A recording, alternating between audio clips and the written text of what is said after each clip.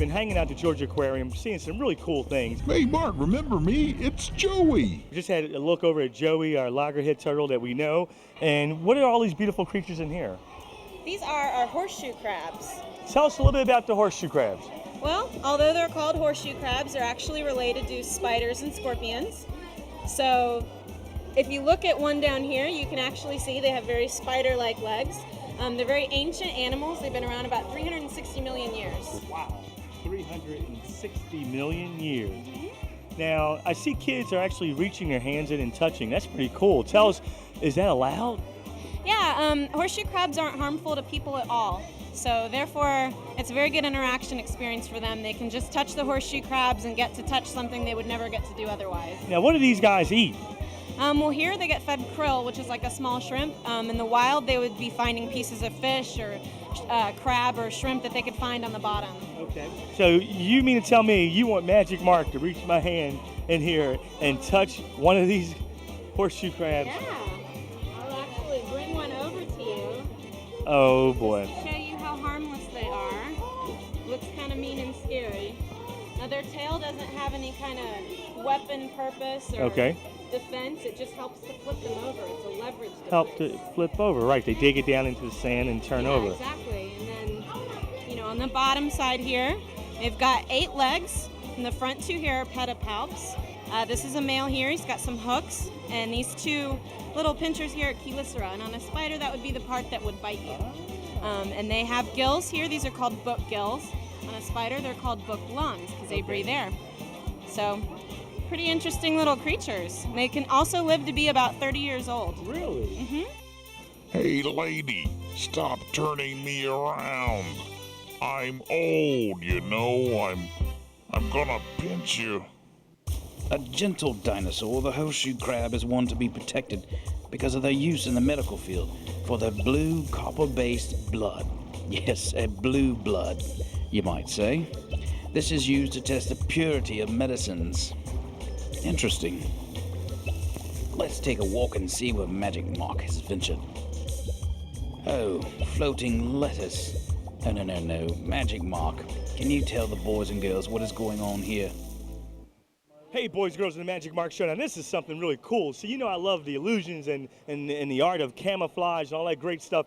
A sea dragon. Look at this deal right here, a weedy sea dragon. And these guys can get really, up to 14 inches. And where would you find something like this? I need to get my experts in here.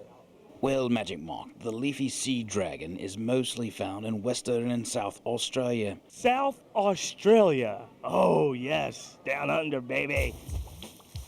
The unique thing is they really don't have any predators because their camouflage works so well.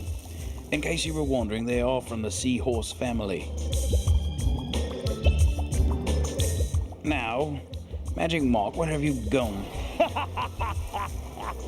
It's so hard to keep track of a man that knows the disappearing act. Wow. Hey, boys and girls in the Magic Marc Show. Now, this is something really cool. Red piranhas from the Amazon. These guys are opportunistic carnivores, which means they like to eat anything, fish, mammals, you name it, land or in the water, they love to eat. So whenever you see a piranha, please do not try to touch them. A little kid just walked by and said, "Hey, Magic Marc, can I stick my hand in the tank?" And I looked, no way. What do you want, your hand to disappear? These are some mean guys right here. Yeah, throw that magician in here and we'll see. This South American fish can sometimes be found in the Potomac River here in America. They pack such a bite with their razor-sharp teeth that they can bite through a steel fishing hook. Pyra, meaning fish, rana, meaning tooth, equals piranha. But don't worry too much. They rarely eat anything bigger than they are.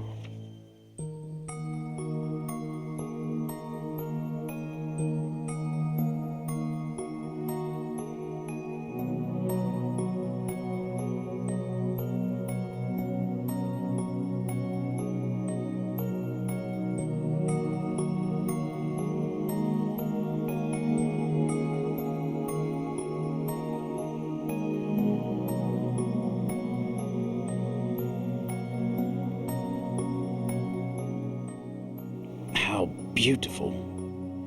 Magic Marc, what have you found?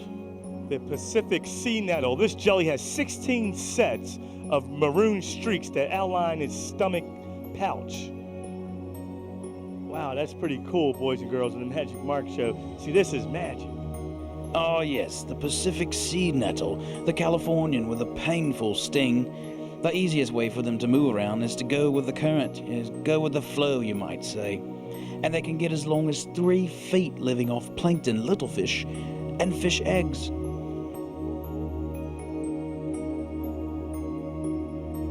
Hey kids, here comes a trick with Magic Marc. Hey, boys and girls in the Magic Marc show. What a special treat. We're talking about the aquarium, the Georgia Aquarium. You know what? Every little kid has dreams of having their own aquarium, maybe in their bedroom. I'm going to see if on the Magic Marc show right now if I can make a special aquarium in the most magical way known to man. Watch very closely. You always have to start off, obviously, with the tank. In order to have an aquarium, you have to have a tank. And to have the beautiful tank, I guess we need to also have, oh yes, some beautiful rocks. See, every aquarium has to have some beautiful rocks, and this confetti will represent all the beautiful rocks in the ocean that we see today. What else do we need? Well, oh yeah, some beautiful paper here. See, this blue here will represent the beautiful blue water in the ocean. So let's see, let's put some paper in here. Yes. Oh yes, that's good, that's good. That represents the water. See, look at that, I can almost see it. And then most importantly, wait a minute, you have to have some fish. You have to have fish in order to make it a real aquarium. So you have the water, you have the confetti, and now let's put the fish inside. Look at the beautiful fish. I told you in the most magical way known to man, the aquarium right here. Now the nice thing is that if you cover this up and snap your finger, 1, 2, 3, snap, I believe in magic, and when you lift up, ta-da! That's what I'm talking about in the most magical way. Look at this, boys and girls. Now we have the real deal. Stay with us on the Magic Marc show.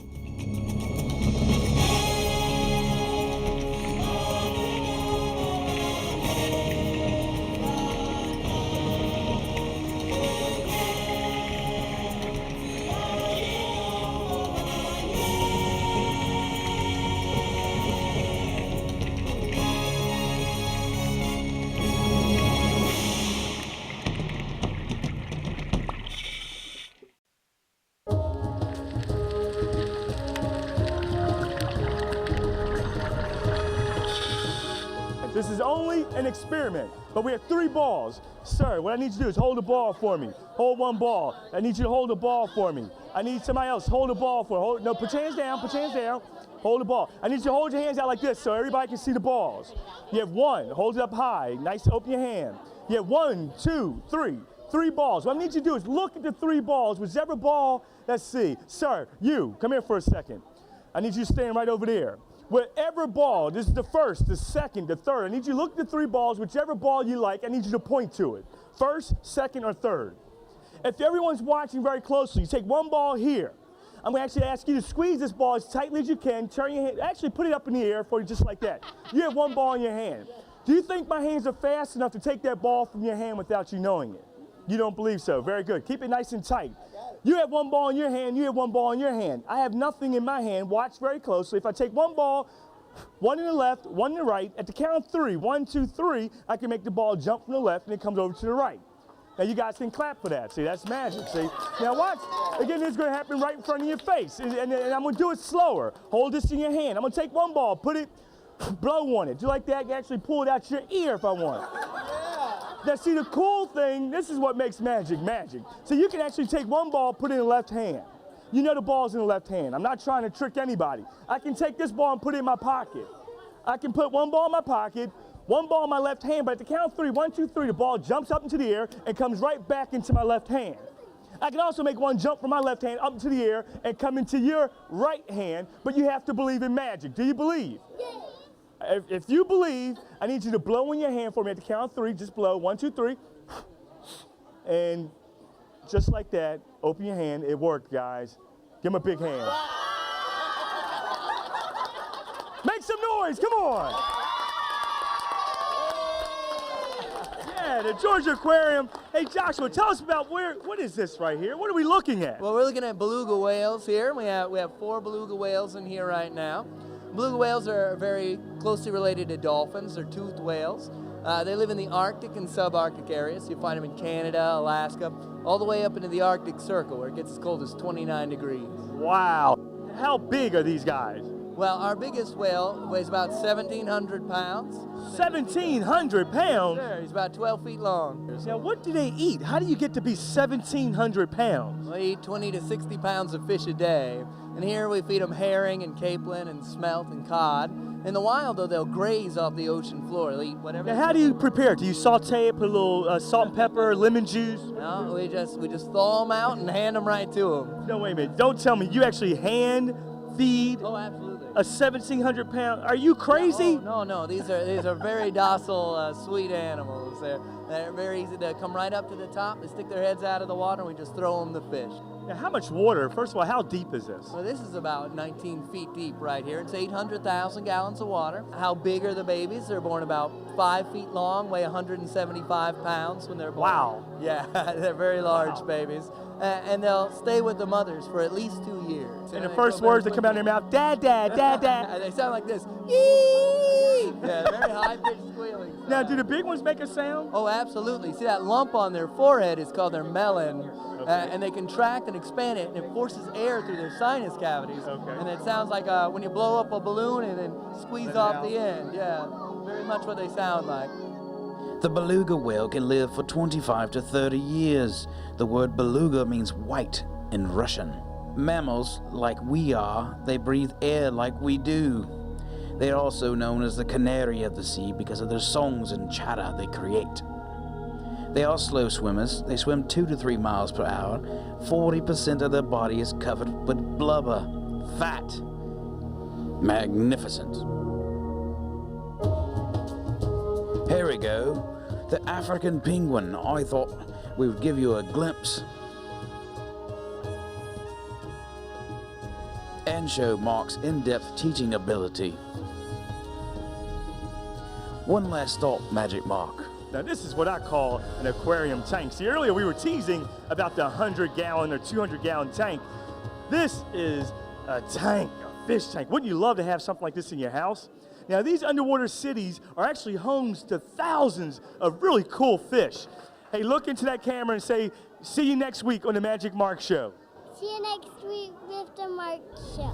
Hey, boys and girls, what a special treat hanging out at the Georgia Aquarium. You know what? I'm going out for myself right now to do some exploring. Some magical things are happening out here in the water. Make sure you get your parents to get you out here and have some fun. Don't forget, safety first. Always safety. See you next week, same magic time, same magic channel. Hit it, maestro!